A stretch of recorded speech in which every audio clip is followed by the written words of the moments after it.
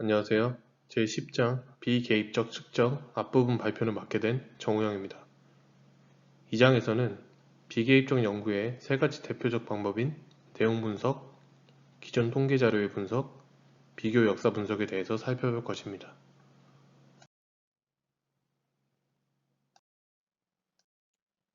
비개입적 연구란 연구하고자 하는 사회 현상에 영향을 끼치지 않는 상태에서 이루어지는 연구로서 양적 방법과 질적 방법이 모두 가능한 연구를 말합니다.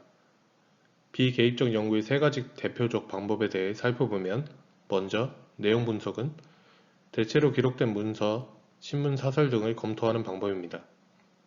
다음으로 기존 통계 자료의 분석은 6장에서 다뤘던 디르켐의 연구가 그 예로 이 방법에서는 우리 주변의 사회 현상을 이해하게 해주는 무수히 많은 기존 통계 자료들을 이용합니다.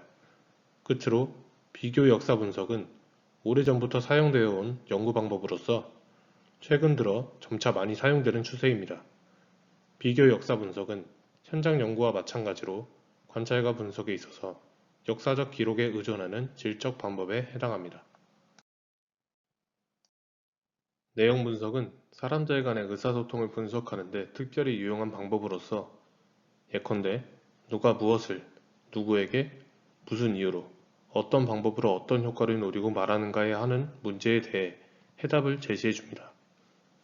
내용 분석의 전형적인 예로 웰스 분석을 들 수 있는데 흑인 노예 부모에게서 태어난 그녀는 1891년에 미국 남부지방에 흑인들이 린치를 당한 이유가 백인 여성을 겁탈했기 때문이라는 당시 사람들의 믿음이 정말 사실이었는지 확인할 목적으로 이전 10년 동안 신문에 보도된 728건의 린치 관련 기사들을 검토했고 그 결과 보도 사례들 가운데 단지 3분의 1만이 강간 혐의로 기소가 이루어졌으며 유죄 판결을 받은 경우는 훨씬 덜했다는 사실을 발견했습니다.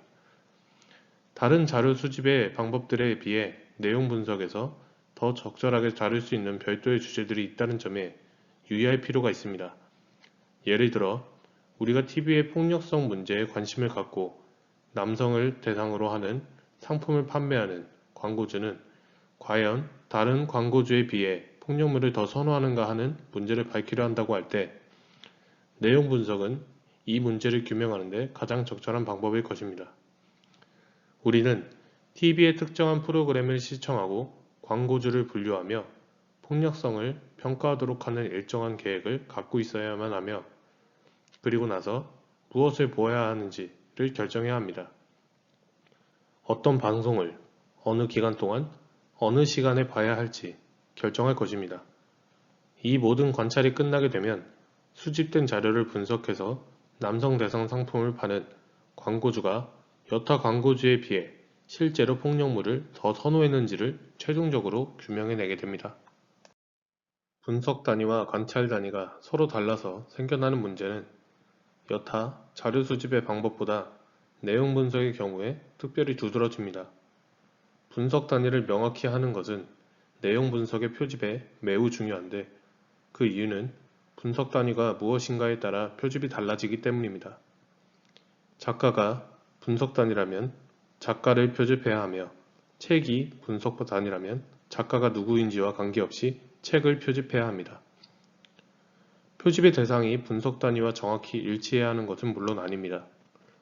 실제 표집은 분석 단위를 형성하는 하위 범주들로 이루어지는 경우가 종종 있습니다. 예를 들어 분석 단위가 작가일 경우 표집은 전체 작가들 중에서 일부 작가들을 대상으로 이루어질 수 있고 선별된 작가가 쓴 책들을 대상으로 이루어질 수 있으며 선별된 책의 일부분을 대상으로 이루어질 수도 있습니다. 그림 10-1은 슬라이드 6쪽에서 언급한 광고 후원과 TV 프로그램의 폭력성 간의 관계에 대한 예를 간단한 연구 설계로 관찰 단위를 광고와 프로그램 두 가지로 광고가 남성용품을 광고하는지 그리고 해당 프로그램이 폭력적인지 모두를 관찰하고 분류해내기 위해 간단한 연구 설계를 사용 표현한 것입니다. 이처럼 간단한 연구 설계를 사용함으로써 각 광고를 광고 후원 및 폭력성 정도에 따라 분류할 수 있습니다. 또한 이 예시는 분석 단위가 어떻게 자료 수집 및 자료 분석에 영향을 미치는지를 잘 보여주는 사례가 됩니다.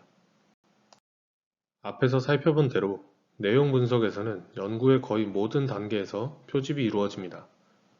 충화 표집은 내용 분석에 적합한데, 예를 들어 미국 신문들의 편집 정책을 분석하기 위해서는 우선 미국에서 발행되는 모든 신문들을 발행 지역, 발행 빈도, 발행 부수 등에 따라 분류한 다음 각 분류 영역 내에서 일정한 수의 신문들을 무작위 또는 체계적 방법으로 표집하고 최종적으로 사설의 내용들을 순차적으로 분석하면 됩니다. 집락 표집 또한 내용 분석에 적합한데, 예컨대 분석 단위가 신문 사설의 경우에는 일정한 지역의 신문들만을 대상으로 표집할 수 있습니다. 정치인의 정견, 발표 내용을 분석하려면 일정한 단위의 정치인들을 대상으로 그들의 연설 내용을 분석하면 됩니다. 코딩이란 전산 처리 및 분석을 위해 원자료를 표준화된 형태로 전환하여 기호를 부여하는 작업을 말합니다. 내용 분석의 코딩을 위해서는 개념화 및 조작화가 잘 이루어져야 합니다. 현재적 내용은 내용 분석에 있어서 잠재적 내용과 구분되는 개념으로서 분석할 내용의 겉으로 드러난 구체적 내용을 지칭합니다. 자료의 현재적 코딩은 객관적이며, 현재적 코딩은 특정한 구절이 어느 정도 낭만적인지를 알아보기 위해 사랑이라는 단어와 같은 구체적 요소를 세는 것과 같은 것을 말합니다.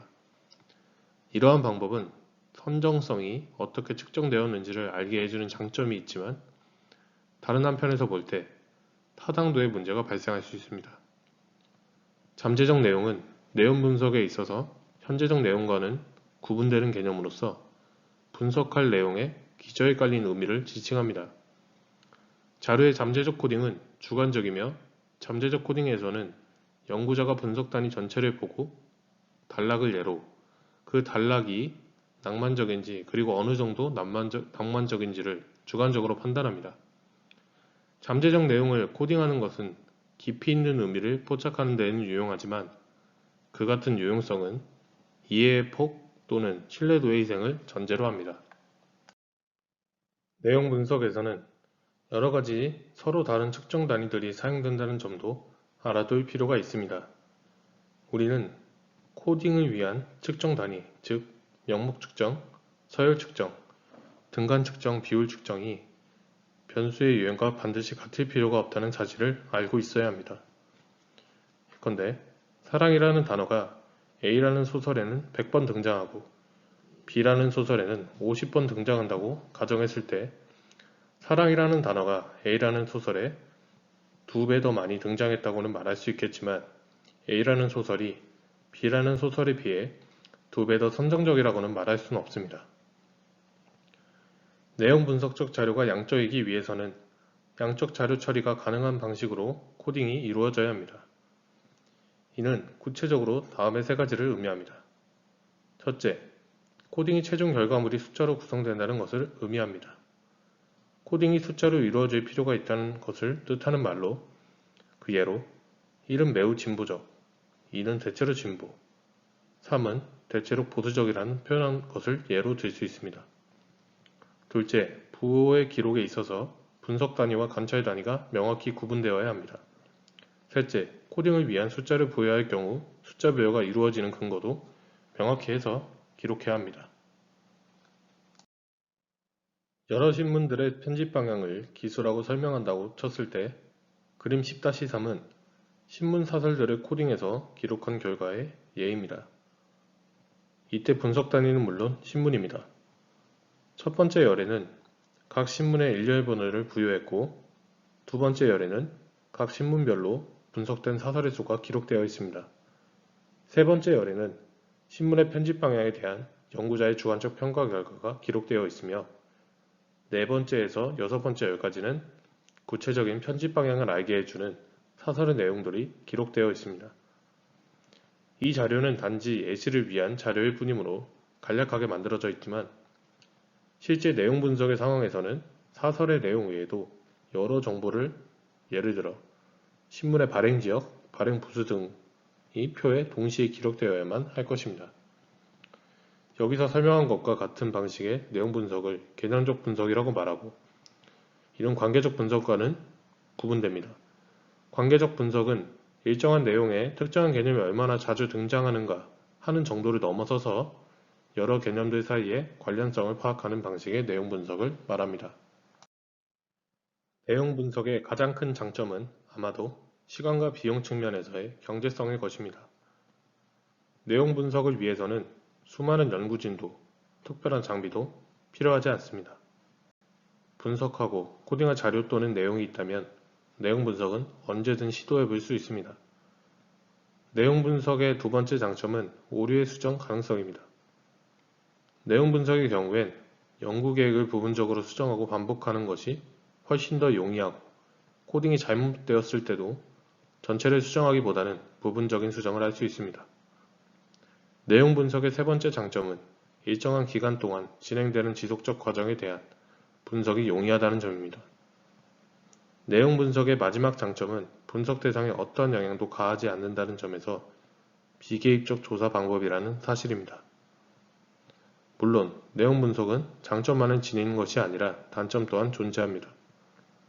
무엇보다도 내용 분석은 기록된 내용들만을 대상으로 이루어진다는 문제가 있습니다. 타당도와 신뢰도의 측면에서 평가한다면 내용 분석은 기록된 내용 그 자체를 분석하지 않고 엉뚱한 내용을 분석할 경우엔 당연히 타당도에 문제가 생길 수 있습니다. 신뢰도의 문제는 내용 분석은 분석 대상이 비교적 명확한 편이어서 일관성 있는 반복적 코딩이 가능하기 때문에 신뢰도의 문제는 크게 부각되지 않습니다.